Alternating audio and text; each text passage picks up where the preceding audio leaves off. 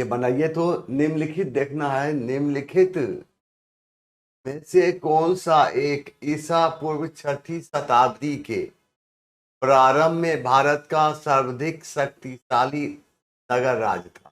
तेईस से इसका आंसर बताइए, नंबर 1 का। जल्दी, नंबर 1 का। और इसमें पूछ रहा आपसे कि निम्नलिखित में से कौन सा एक ईसा पूर्व 6ठी शताब्दी के प्रारंभ में भारत का सर्वाधिक शक्तिशाली नगर थी, और ये थी काशी। और काशी की राजधानी कहाँ थी? तो वाराणसी। कहाँ थी? वाराणसी। गांधार की राजधानी कहाँ थी? तो गांधार की राजधानी तक्षशिला थी। कहाँ थी? तक्षशिला थी। कंबोज, इसकी राजधानी कहाँ थी? कंबोज, इसकी राजधानी हाटक थी। और याद रखना है, बौद्ध ग्रंथ अंगुत्तर निकाय, बौद्ध ग्रंथ अंगुत्तर निकाय, बौद्ध ग्रंथ अंगुत्तर निकाय, अंगुत्तर निकाय एवं जैन ग्रंथ, एवं जैन ग्रंथ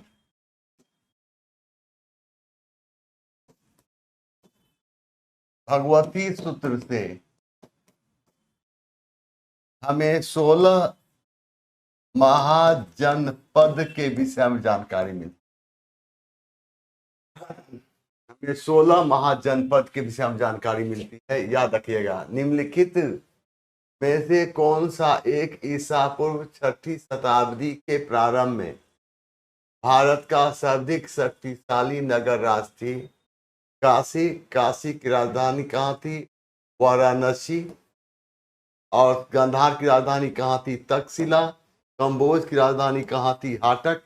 और बौद्ध ग्रंथ अंगुत्तर निकाय एवं जैन ग्रंथ भगवती सूत्र से हमें 16 महाजनपद के विषय में जानकारी मिली। एक बार याद रखिएगा, प्रश्न आप पूछ रहा है, निम्नलिखित में से कौन सा एक ईसा पूर्व 6ठी शताब्दी के प्रारंभ में भारत का सर्वाधिक शक्तिशाली नगर राज्य था? हुआ था काशी। तो बौद्ध ग्रंथ अंगुत्तर निकाय एवं जैन ग्रंथ भगवती सूत्र।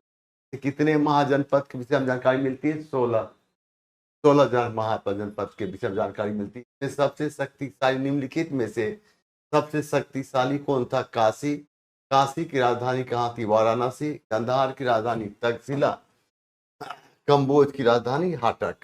यहाँ देखिए, नंबर 2, निम्नलिखित में से कौन सा एक कथन प्राचीन भारत की श्रेणी व्यवस्था के बारे में असत्य है? श्रेणी व्यापारियों और कारीगरों का संगठन थी। उत्पादित वस्तुओं की गुणवत्ता और कीमत संबंधी श्रेणी द्वारा निर्धारित की जाती थी। यह भी सही है, यह भी सही। लेकिन असत्य कथन चुनने के लिए कर रहा है। थोड़ा सा आप करते जाइए, थोड़ा हमको चक्कर सा आ रहा है, समझ गए? थोड़ा सा चक्कर टाइप से आ रहा है। और यहाँ श्रेणी व्यवस्था मात्र उत्तर भारत में प्रचलित थी, यही गलत है। सिर्फ उत्तर भारत में नहीं थी, भारत के प्राय भागों में प्रचलन में थी। इसका सही आंसर होगा सी। क्यों होगा? क्योंकि असत्य चुनना है और निम्नलिखित में से सी असत्य है, इसलिए इसका आंसर सी होगा। हम देखते हैं कि मौर्य काल में व्यापारियों के समूह को सारतवाह कहा जाता था। मौर्य काल में व्यापारियों के समूह को सारतवाह कहा जाता था। वाणिज्य व्यापार की संस्था को श्रेणी कहा जाता था। श्रेणी का अपना एक न्यायालय होता था, जिसके प्रधान को महाश्रेष्ठी कहा जाता था। श्रेणी के कार्यों की देखरेख हेतु मौर्य काल में व्यापारियों के समूह को सारतवाह कहा जाता था। वाणिज्य व्यापार की संस्था को श्रेणी कहा जाता था। श्रेणी के प्रधान को महाश्रेष्ठ कहा जाता था। आपसे प्रश्न पूछा जाएगा कि मौर्य काल में व्यापारियों के समूह को, मौर्य काल में व्यापारियों के समूह को समूह को क्या कहा जाता था? क्या कहा जाता था?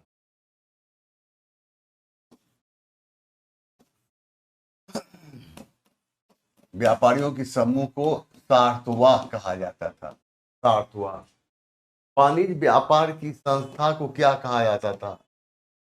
वाणिज्य व्यापार की संस्था को श्रेणी कहा जाता था। श्रेणी का अपना एक न्यायालय होता था, जिसके प्रधान को महाश्रेष्ठी कहा जाता।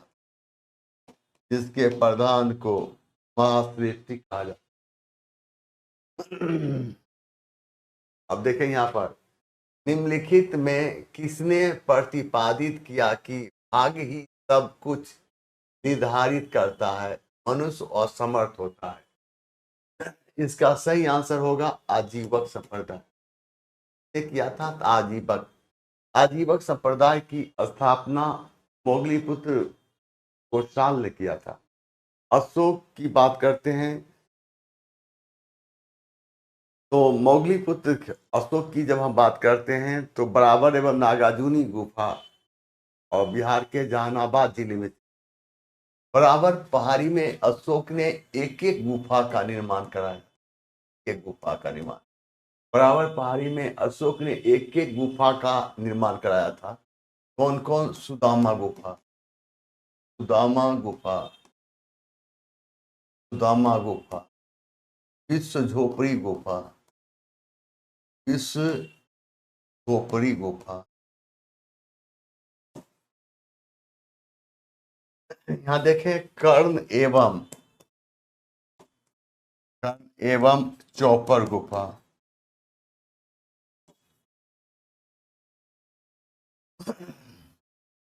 निर्माण कराकर किसको दान में दिया था? निर्माण कराकर आजीवक संप्रदाय को, आजीवक संप्रदाय को दान में दिया।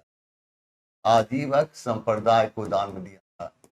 यही बात यह प्रमाणित करता है कि बौद्ध धर्म ग्रहण करने के बाद भी अशोक अन्य धर्मों के प्रति उदारता की नीति अपनाई नहीं, तो आजीवक संप्रदाय को दान में नहीं देता। अशोक का पौत्र का क्या नाम था? अशोक के पौत्र का नाम दशरथ था। दशरथ ने बराबर पहाड़ी में क्या किया? दशरथ ने बराबर पहाड़ी में लोमस ऋषि के गुफा का निर्माण कराया था। नागार्जुनी पहाड़ी में, नागार्जुनी पहाड़ी में गोपी गुफा का निर्माण कराकर आजीवक संप्रदाय को दान में दिया। आजीवक संप्रदाय की स्थापना मोखली पुत्र गोसाल ने किया था। आजीवक संप्रदाय की स्थापना मोखली पुत्र गोसाल ने किया था। मोखली पुत्र गोसाल ने किया था। यह नालंदा का रहने वाला था एवं महावीर स्वामी का शिष्य।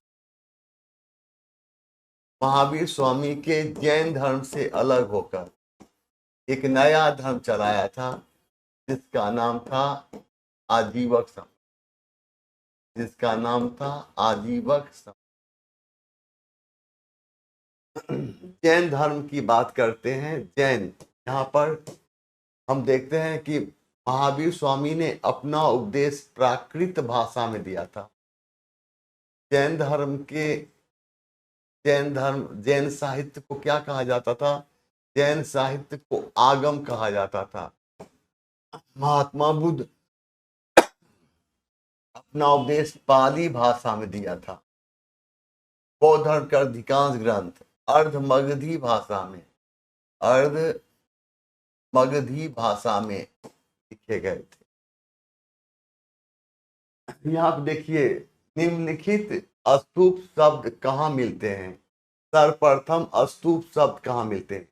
और इसका सही आंसर होगा ऋग्वेद।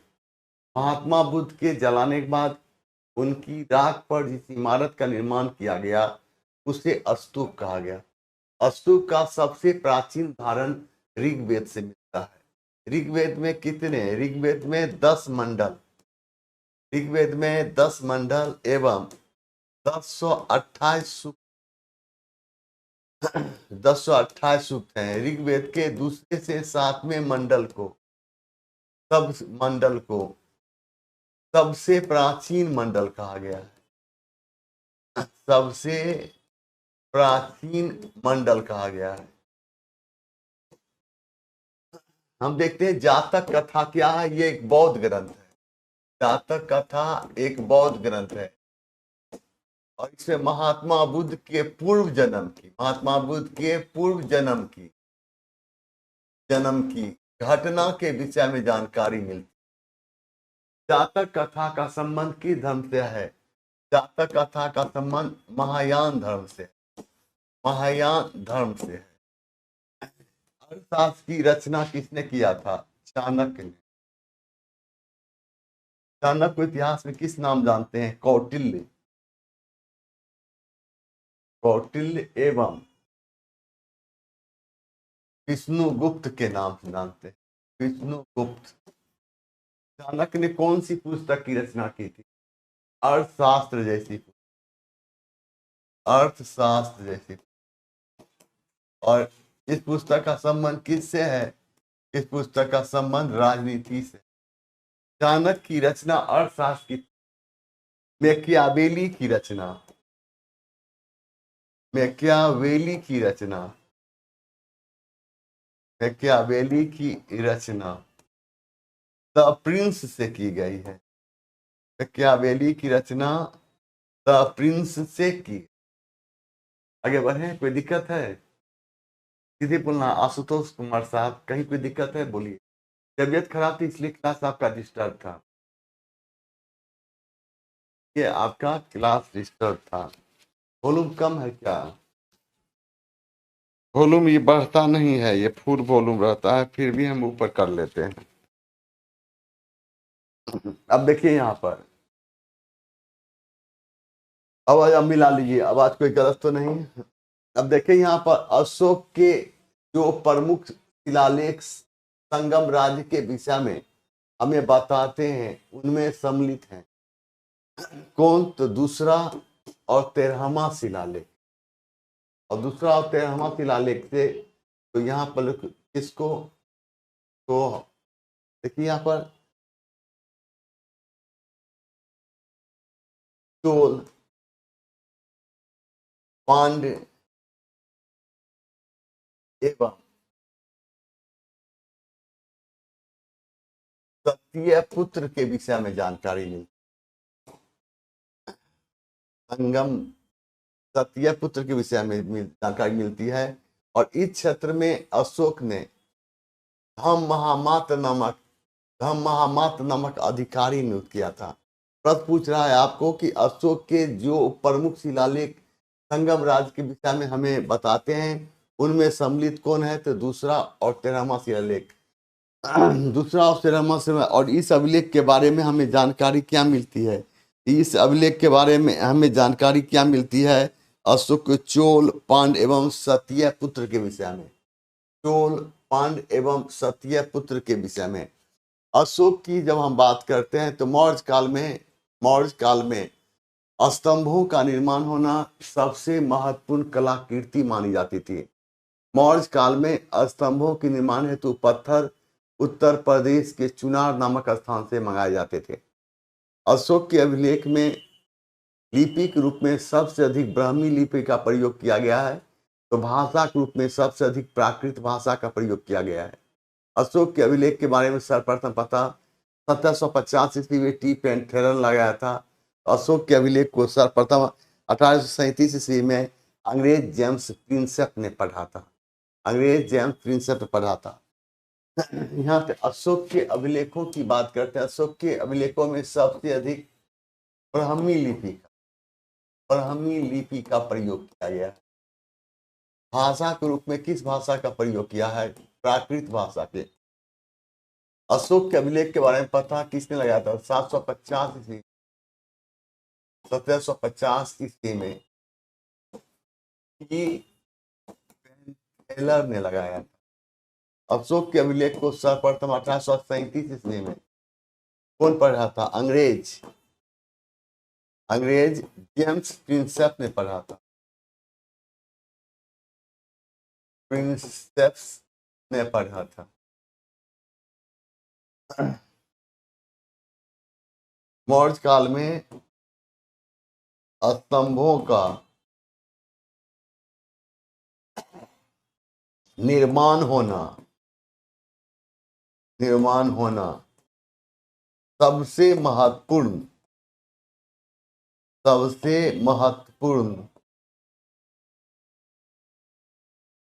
महत्वपूर्ण कलाकृति मानी जाती, सबसे महत्वपूर्ण कलाकृति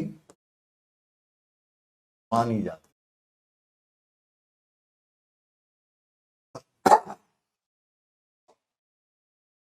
देखो, दिल्ली सल्तनत के अंतर्गत बंदगान शब्द किसके लिए प्रयोग किया जाता था? यहाँ पर बंदगान ऐसे लिखना, बंदगान किसके लिए थे? गुलाम के लिए।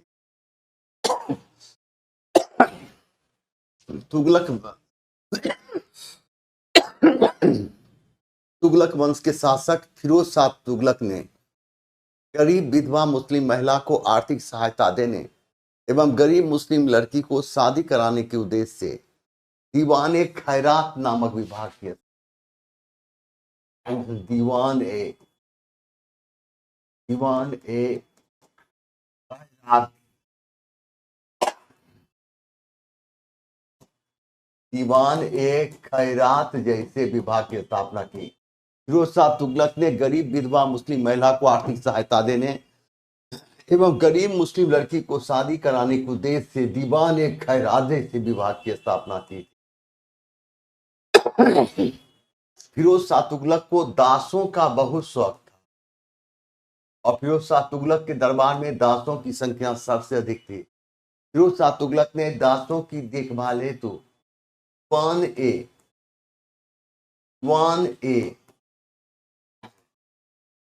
बंदगान जैसे विभाग की स्थापना की।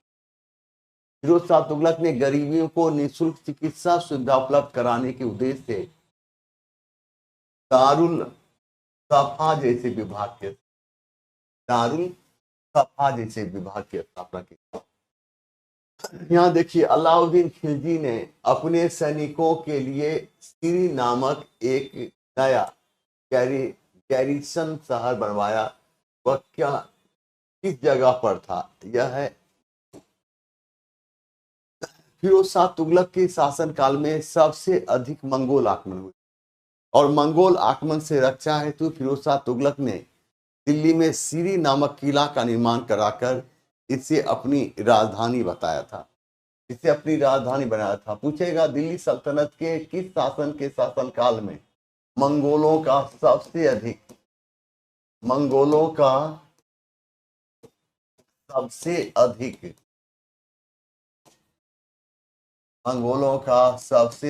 आक्रमण हुआ था? मंगोलों का सबसे अधिक आक्रमण हुआ था, वह कौन है? अलाउद्दीन खिलजी।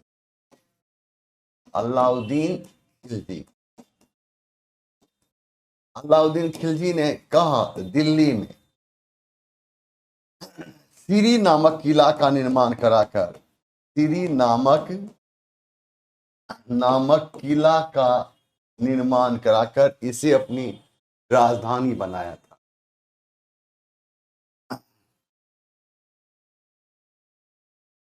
ये यहाँ पर अकबर के सैन्य अभियान के क्रम में निम्न कथनों पर विचार कीजिए। 1568 में सिसोदियों की राजधानी चित्तौड़ पर कब्जा किया, बिल्कुल सही है। उत्तर पश्चिमी क्षेत्र के अभियान के क्रम सफाविदों को हराकर कंधार पर कब्जा किया और कश्मीर को भी अपने साम्राज्य में मिला लिया, यह भी सही है। अकबर ने अपने सैन्य अभियान के द्वारा पूर्व में बंगाल, बिहार एवं उड़ीसा तक के क्षेत्रों को मुगल साम्राज्य का अंग बनाया, और यह भी सही है। इसका आंसर क्या होगा? 1, 2 और 3। इसमें है 1, 2 और 3 ए में है। इसमें कौन सा सत्य कथन चुनना था? तो सत्य कथन के लिए इसका सही आंसर मारिएगा ए। अकबर की जब हम बात करते हैं तो अकबर के समय में सर्वप्रथम 1561 ईस्वी, अकबर के समय में सर्वप्रथम 1561 ईस्वी मालवा का विजय किया गया। मालवा का विजय किया गया। उस समय मालवा का शासक कौन था? बाज बहादुर था। बाज बहादुर। और उसकी रानी का नाम क्या था? रानी रूपमती थी। रानी रूपमती। अकबर के समय में याद रखना है, 2-3 लाइन और लिखते हैं। अकबर के समय में 1562 ईस्वी में, अकबर से 1562 ईस्वी में दास पर था। 1563 ईस्वी में तीर्थ यात्रा कर 1564 ईस्वी में जजिया कर को समाप्त किया गया था। समाप्त किया गया। क्लियर? आइए आप देखें, मनी ग्रामम और नानादेशी शब्द से सूचित करते हैं तो दक्षिण भारत के व्यापारी के संघों। याद रखना है, मनी ग्रामम और नानादेशी शब्द ये किसे सूचित करते हैं?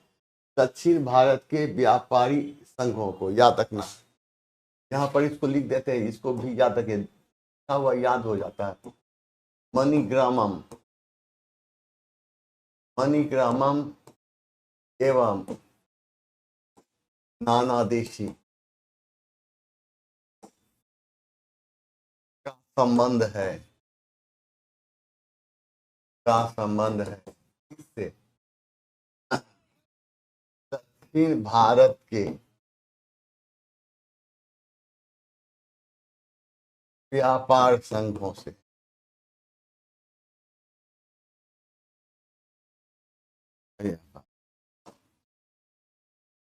विजयनगर की जब बात करते हैं तो विजयनगर साम्राज्य का वह कौन सा नगर है जो कृष्णा और तुंगभद्रा नदियों की घाटी में स्थित है तथा इस स्थान के खंडहर विजयनगर की प्राचीन राजधानी को प्रतिनिधित्व करता है? यह हम्पी।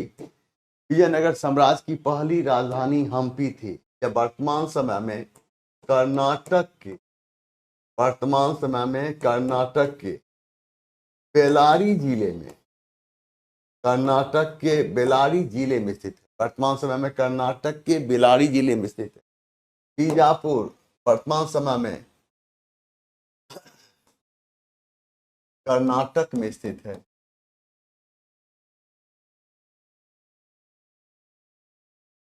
और बीजापुर की जब बात करते हैं तो बीजापुर का विजय औरंगजेब के समय में कब किया गया था?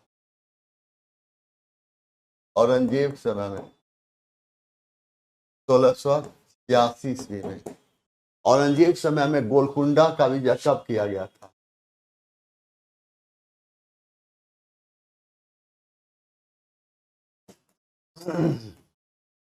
गोलकुंडा का विजय कब किया गया था?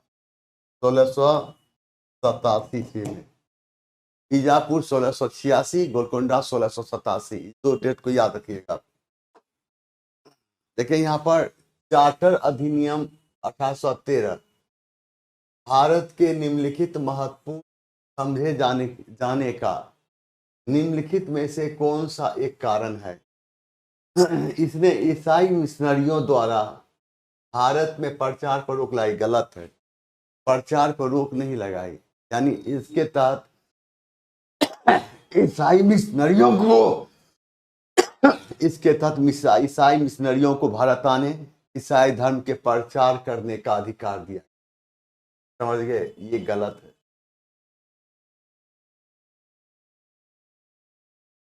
इसने भारत के औद्योगिकरण पर जोर दिया, यह भी गलत है।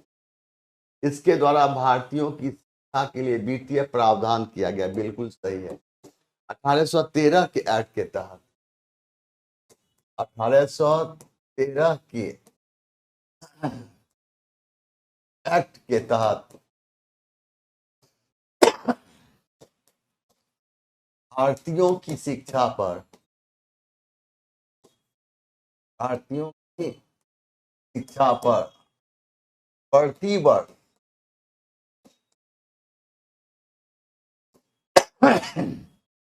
प्रतिवर्ष 1 लाख रुपया खर्च करने का प्रावधान किया गया।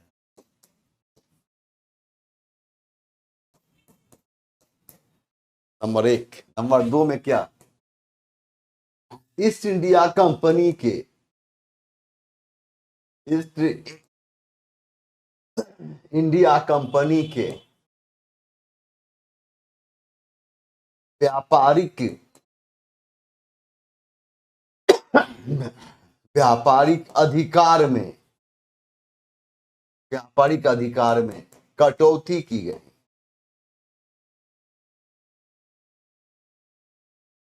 कटौती की गई।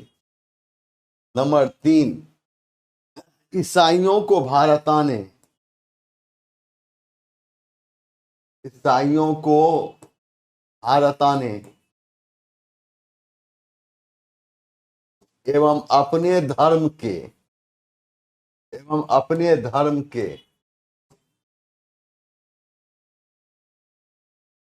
प्रचार करने का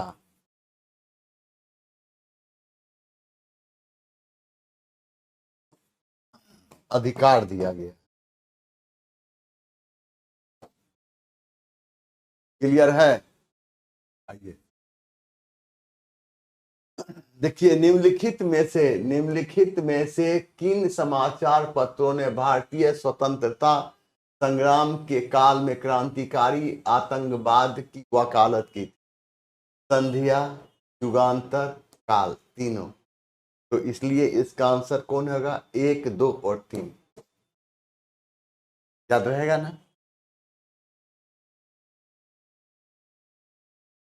सूची 1 को सूची 2 से सुमेलित कीजिए तथा कूट की सहायता से उत्तर चुने। मुंबई क्रॉनिकल कौन? तो फिरोज शाह मेहता। कॉमन बिल कौन? Annie Besant. लीडर कौन? मदन मोहन मालवीय। सैटेलाइट कौन? सच्चिदानंद सिन्हा। मिलाइए, ए का कौन होगा? 3। ए का 3 है, इसमें है। कॉमन बिल बी का 1 है, इसमें है। सी का 2 है, इसमें है। डी का 4 है, ये होगा। ये आसान अभी लगता है, लेकिन एग्जाम में यही गलत हो जाता है।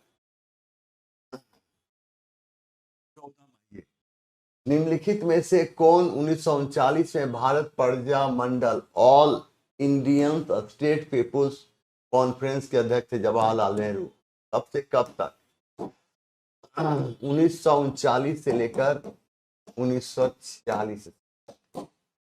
जयप्रकाश नारायण को हम किस नाम जानते हैं? जेपी के नाम जानते हैं। जेपी। अब वल्लभ भाई पटेल को इतिहास में किस नाम से जानते हैं? लौह पुरुष। लौह पुरुष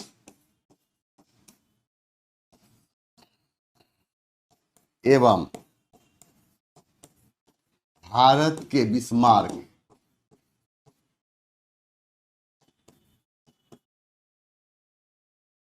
एवं इन्हें सरदार के नाम से भी जानते हैं। निम्नलिखित बंगाल के गवर्नर जनरलों में से कौन सा एक तृतीय आंग्ल मैसूर युद्ध संबंध था? तो कौन? Lord Cornwallis. और तृतीय मैसूर युद्ध कब हुआ था? तृतीय मैसूर युद्ध का समय क्या है? 1790 से 1792 ईस्वी। और किसके समय हुआ था? लॉर्ड कॉर्नवालिस के समय में हुआ था। लॉर्ड कॉर्नवालिस में। तृतीय मैसूर युद्ध का अंत किस संधि के तहत हुई थी? श्रीरंगपट्टनम की संधि। श्रीरंगपट्टनम की संधि। चलिए, वारेन हेस्टिंग्स की जब हम बात करते हैं, वारेन हेस्टिंग्स समय कब? 1774 ईस्वी में। कहा? तो कोलकाता में एक उच्चतम न्यायालय की स्थापना हुई। सर जॉन सोर का शासनकाल किस लिए प्रसिद्ध है? हस्तक्षेप की नीति। हस्तक्षेप की नीति के लिए प्रसिद्ध है। हस्तक्षेप की नीति। निम्नलिखित में से कौन अवध का ब्रिटिश रेजिमेंट था जब अवध का ब्रिटिश साम्राज्य में विलय हुआ था? James Outram. अवध का किसके समय में अवध का अंग्रेजी राज में मिलाया गया था? तो किसके समय में? लॉर्ड डलहौजी के समय।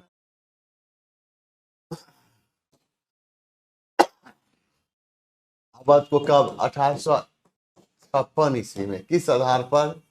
कुशासन के आधार, कुशासन के आधार पर।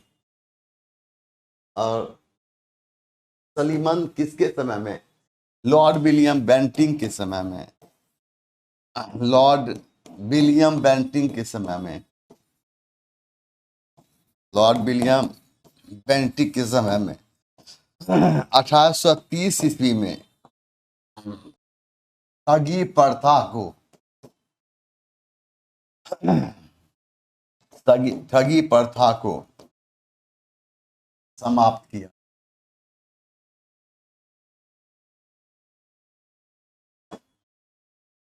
देखिए, निम्नलिखित में से कौन एक सही सुमेलित है? लॉर्ड एलन बरो। अवध के विलीकरण, ये गलत है। लॉर्ड डलहौजी सिंध का, ये गलत है। लॉर्ड बेलिजली की चतुर्थ मैसूर युद्ध, ये सही है। निम्नलिखित कौन सही सुमेलित करने की बात हो रही थी? सी होगी। और चतुर्थ मैसूर युद्ध कब हुआ था? 1799 ईस्वी। इसमें क्या हुआ? टीपू सुल्तान लड़ता हुआ मारा गया था। और लॉर्ड एलन बरो के समय में नहीं। ये अवध का विलीनीकरण कब हुआ था? 1856 ईस्वी में। कब हुआ था? 1856 ईस्वी में। कुशासन के आधार पर। कुशासन के आधार पर लॉर्ड डलहौजी के समय में अंग्रेजी राज में मिलाया गया था। ये सिंध का विलय कब हुआ था? सिंध का विलय किसके थे? लॉर्ड एलन बरो के समय में। सिंध का विलय लॉर्ड एलन बरो के समय में कब हुआ था? 1843।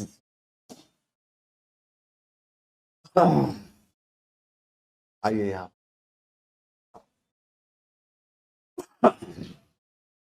भारत में कर्जन के प्रशासन की तुलना औरंगजेब से किसने किया था?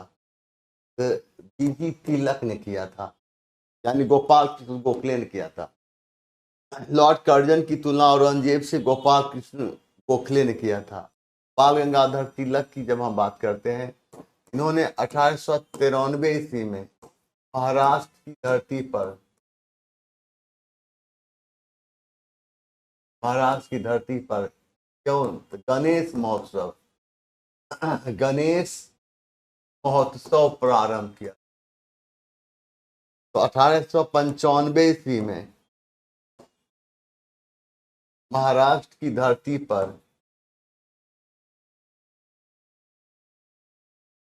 पर शिवाजी महोत्सव प्रारंभ किया था।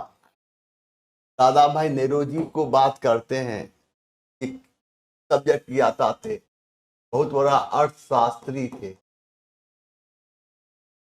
और 1906 के कलकत्ता अधिवेशन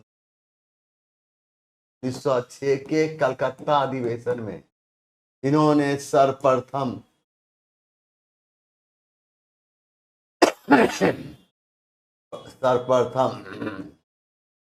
स्वराज्य की मांग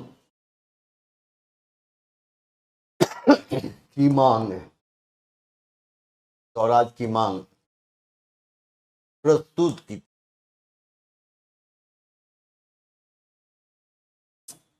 आइए देखिए 19 में, निम्नलिखित में से किस एक ने सन 1875 में हाउस ऑफ कॉमन्स में एक याचिका प्रस्तुत करते हुए ब्रिटिश संसद में भारत के प्रत्यक्ष प्रतिनिधित्व की मांग की? अब इनमें से कोई नहीं, इनमें से कोई नहीं, और इसका आंसर होगा पुनः सार्वजनिक सभा। क्या आंसर होगा? पुनः सार्वजनिक सभा। और इसका सही आंसर होगा पुनः सार्वजनिक सभा।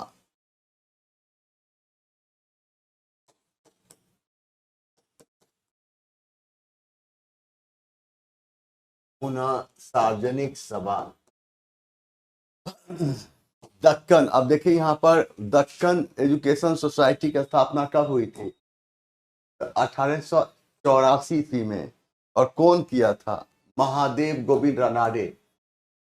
महादेव गोविंद रानाडे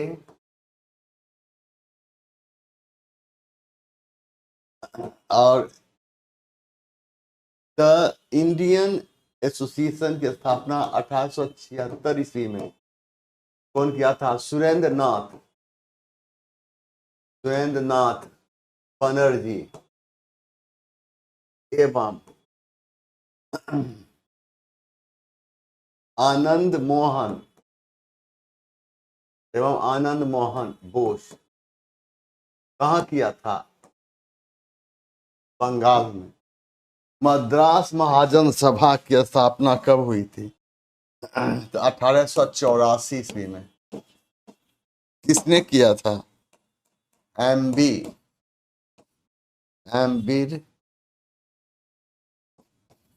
राघवाचार्य ने किया। एम बी राघवाचार्य ने किया था।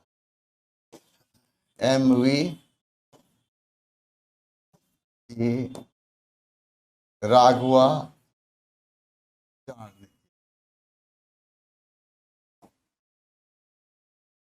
यहाँ देखिए, अमृतसर के भारतीय राष्ट्रीय कांग्रेस अधिवेशन 1919 के और प्रस्ताव के अनुसार महात्मा गांधी द्वारा कांग्रेस का नया संविधान लिखने हेतु निम्नलिखित में से किन्हें उनके सहयोग हेतु चुना था?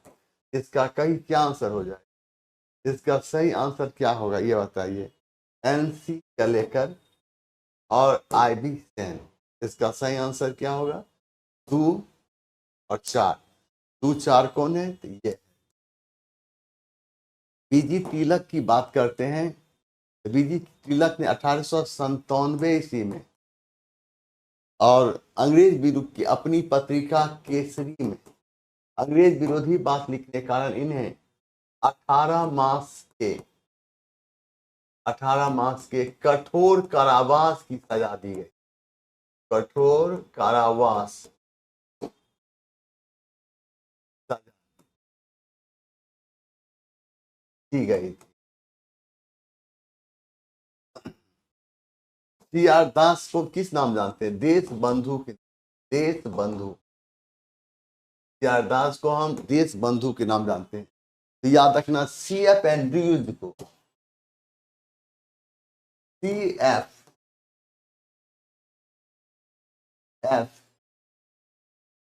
एंड्रयूज को दीन बंधु के नाम जानते। दीन बंधु, देश बंधु और दीन बंधु याद रखना। आइए देखिए, स्टाम्प एक्ट किसने लगाया था? और ग्रैंड ब्रिटेन कौन था? ब्रिटेन के प्रधानमंत्री। कब लगाया था? 1765। और ये स्टाम्प एक्ट क्या था? सभी उपनिवेशिक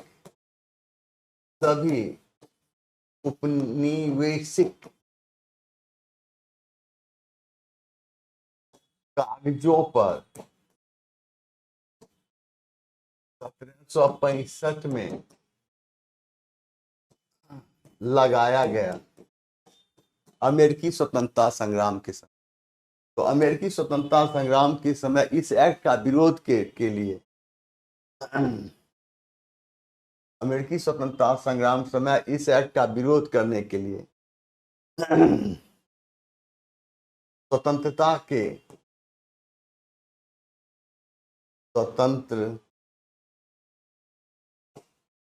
स्वतंत्रता के पुत्र एवं पुत्रियां नामक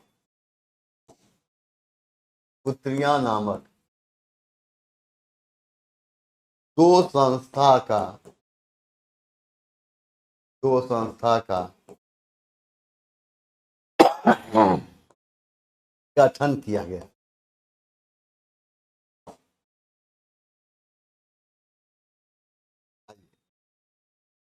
यहाँ पर प्रिंसटन का युद्ध कहाँ हुआ था? तो ठीक से प्रिंसटन का युद्ध कहाँ हुआ था, इसका आंसर बताइए।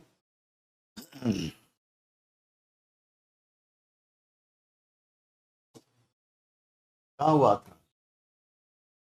न्यू जर्सी में। अमेरिकी स्वतंत्रता संग्राम के समय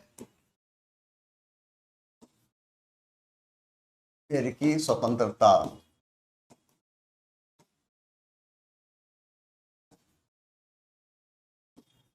संग्राम के समय उपनिवेशवासियों की पहली जीत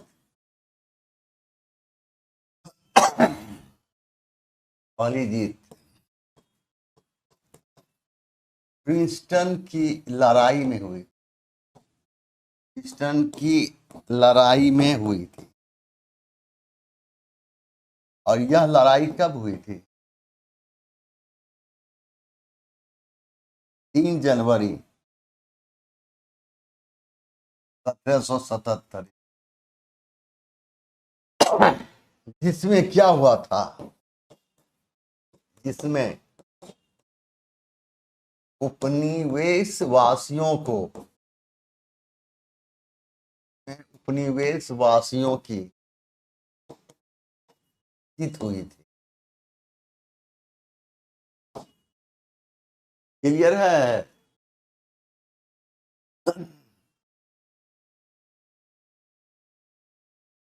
बोलना है। कहीं कोई दिक्कत हो रहा है क्या? विकास यादव साहब, क्या कोई दिक्कत है? आशुतोष बाबू, गायत्री सिंह जी, क्या कोई दिक्कत है? तबीयत खराब इसलिए बात नहीं कर पा रहे हैं। आ जाइए आप। पूछेगा प्रिंसटन का युद्ध कहाँ हुआ था? अमेरिका के न्यू जर्सी।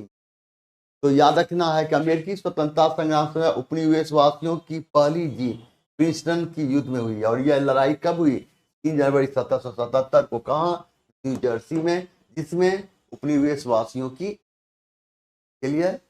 आइए अब देखिए, मेटरनिक कौन था? मेटरनिक ऑस्ट्रिया का चांसलर था।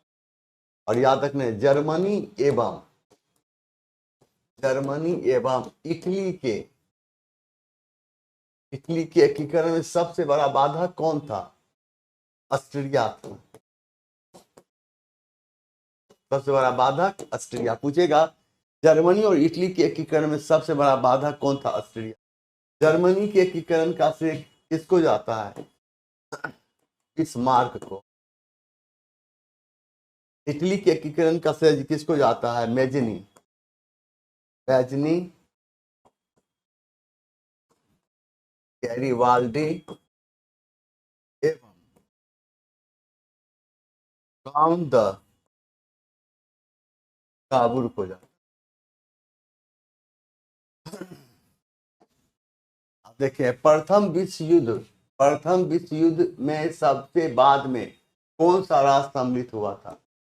सबसे बाद में अमेरिका सम्मिलित हुआ था। प्रथम विश्व युद्ध की शुरुआत कब हुई थी?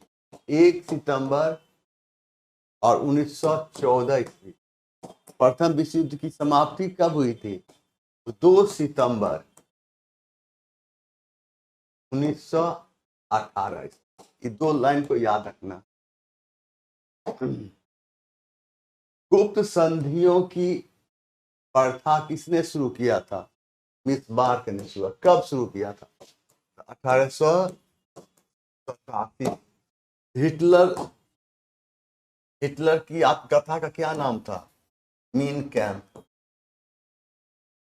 इसका अर्थ क्या होता है? मेरा संघर्ष। मेरा संघर्ष। मुसोलिनी कहाँ का था?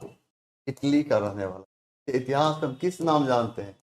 इसे इतिहास में हम ड्यूस के नाम से। अब इसमें निम्न में कौन औद्योगिक क्रांति का कारण नहीं?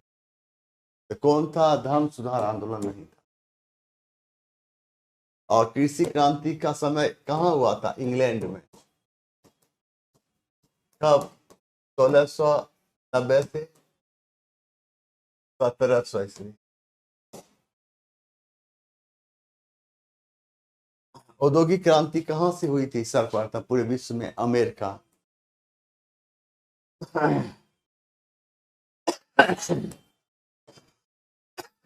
कहाँ हुई थी? इंग्लैंड से। क्यों? इंग्लैंड की धरती पर कच्चे माल एवं पूंजी की अधिकता थी। एवं पूंजी की अधिकता थी। इंग्लैंड की धरती पर औद्योगिक क्रांति किस उद्योग शुरू हुई थी? सूती वस्त्र उद्योग से। सूती वस्त्र उद्योग से।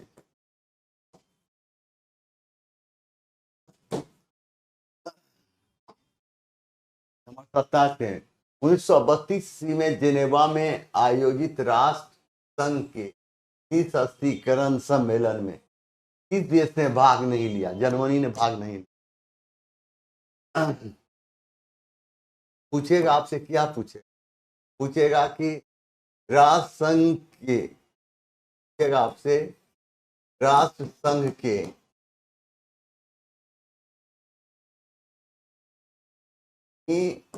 सशक्तिकरण सम्मेलन कब हुआ था? 1932। कहाँ हुआ था? जेनेवा। कौन भाग नहीं लिया था? जर्मनी भाग नहीं लिया था। ये तीन बात को याद रखना। आइए अब मार्च 1946 में फ्रांस एवं वियतनाम के बीच होने वाला समझौता नाम से जाना था हनोई समझौता। और ये समझौता कब हुआ था? मार्च। इस आंसर को सुधार कर लें। मार्च 1940। किसके किसके बीच? तो फ्रांस और वियतनाम के बीच।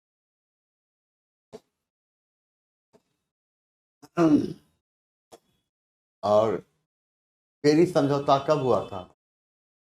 तो 1919। और इसी समझौता के साथ राष्ट्र संघ की स्थापना का निर्णय। इसी समझौता के तहत राष्ट्र संघ की स्थापना का निर्णय लिया गया। किसकी? राष्ट्र संघ की। समझौता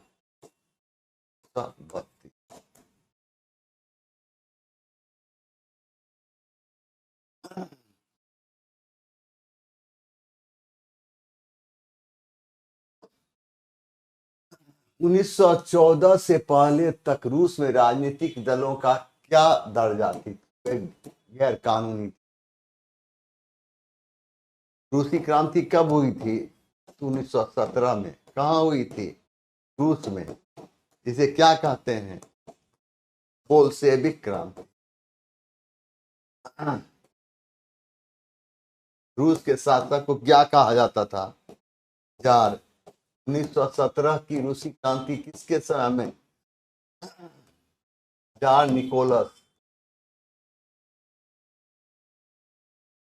तृतीय के शासन काल। पहले विश्व युद्ध के दौरान रूसी सिपाही के बारे में क्या सत्य है? शाही रूसी सेना को रूसी स्टीमरोलर कहा जाता था, यह सही है। यह दुनिया की सबसे बड़ी सशस्त्र सेना थी, यह भी सही है। इसका सही आंसर सी होगा।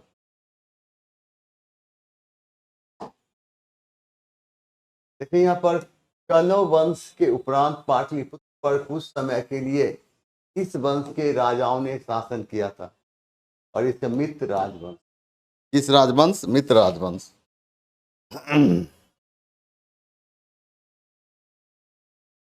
और इस राजवंश की स्थापना कौन किया था? शुंग वर्मन ने। शुंग वर्मन ने, याद रखना है, शुंग वर्मन ने।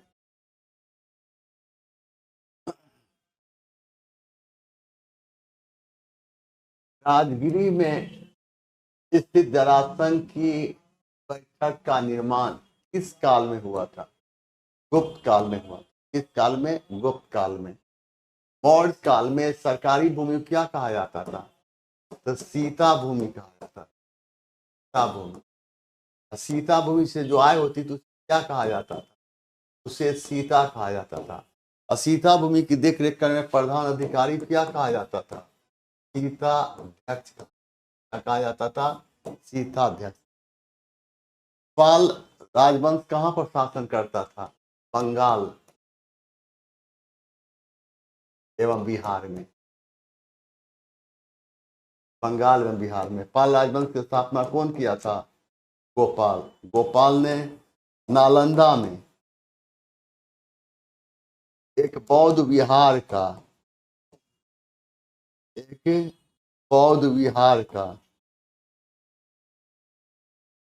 निर्माण कराया था।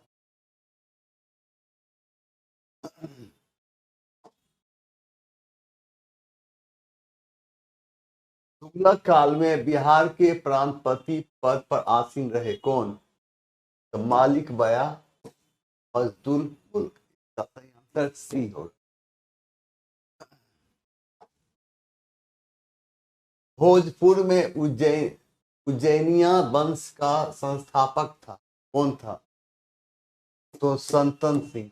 कौन था? संतन सिंह। याद रखना है कि भोजपुर शहर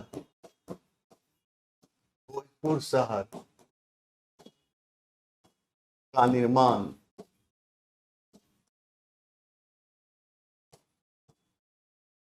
मालवा के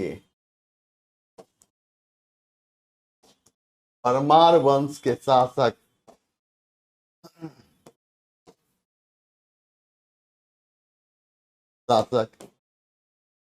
राजा भोज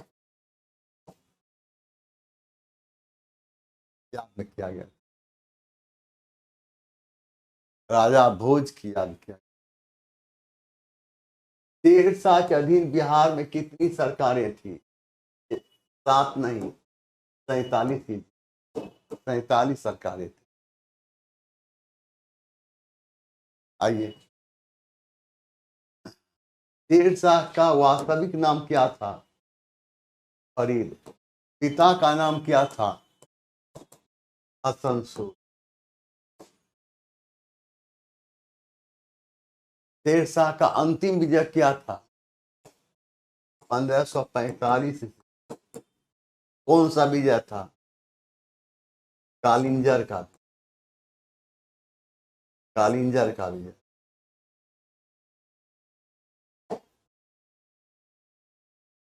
सच्चिदानंद सिन्हा किसके साथ जुड़े थे?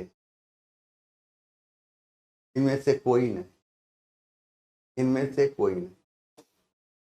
भारत छोड़ो आंदोलन कब हुआ था? 8 अगस्त 1942। दांडी मार्च कब हुआ था? 12 मार्च 1930। कहां से? साबरमती आश्रम से। साबरमती आश्रम से। स्वाधीन अभियान आंदोलन समय क्या है? 1930 से 1933।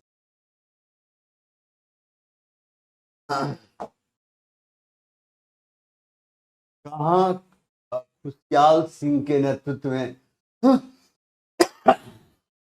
1897 में विद्रोह हुआ और इसका है क्या सर? बजीरंग, बजीरंग। और इसका सही आंसर है नवादा। बिहार में विद्रोह की शुरुआत कब हुई थी? तो 12 जून 1857। कहाँ? देवघर। देवघर में कहाँ? देवघर में रोहिणी, रोहिणी गांव से, याद रखिएगा। भारतीय राष्ट्रीय कांग्रेस के 25वें अधिवेशन इलाहाबाद 1990 बिहार में कितने प्रतिनिधियों ने भाग लिया? और इसका सही आंसर हो जाता है ई, क्योंकि ई, इसका सही आंसर हो जाता है ई, जो कि स्पष्ट रूप से सूचना प्रदान नहीं करता, जो स्पष्ट रूप से सूचना प्रदान नहीं करता। बिहार के कितने प्रतिनिधि भाग लिया? स्पष्ट रूप से सूचना प्रदान नहीं। सिर्फ इतनी जानकारी ये मिलती है कि भारतीय राष्ट्रीय कांग्रेस की जिसमें स्थापना हुई थी, भारतीय राष्ट्रीय कांग्रेस में कुल 72 लोग शामिल थे, 72 प्रतिनिधि शामिल थे। भारत में पहली बार गांधी जी किस दिन जेल जाने को तैयार हुए थे? 18 अप्रैल 1917। 18 अप्रैल 1917। और गांधी जी किसके बुलाने पर चंपारण गए थे? राजकुमार, राजकुमार के बुलाने। चंपारण की धरती पर कौन सी पद्धति विवाद का कारण थी? तिनकठिया पद्धति। इस पद्धति का संबंध किससे था? तिल की खेती। श्री गोरखा प्रसाद कहाँ के असहयोग आंदोलनकारी थे? कहाँ के? और उपयुक्त में से कोई नहीं। और ये श्री गोरखा प्रसाद थे कौन? महान गणितज्ञ थे, महान गणितज्ञ थे।